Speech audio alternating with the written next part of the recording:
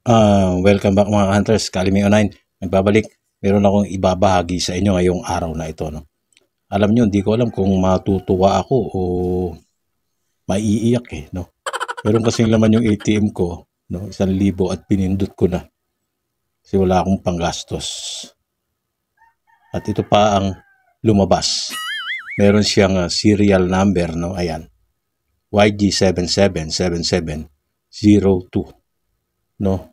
Kung tawagin niya ng mga kolektor sa ibang bansa sa US ay solid quad or 4 of a kind of 7.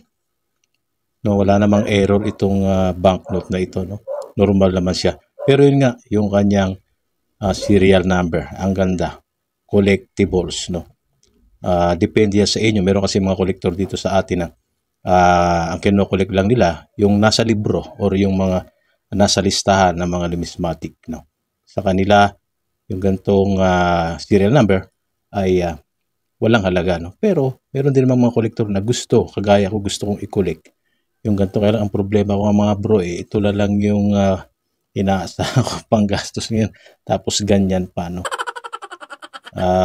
Ayan, so siguro ipapapalit ko na lang, no? Para yung ipapalit para itago muna niya, no, para meron ako pang gastos. So ayun ang problema sa mga malalaking bangko katulad nito, 1,000 eh, no.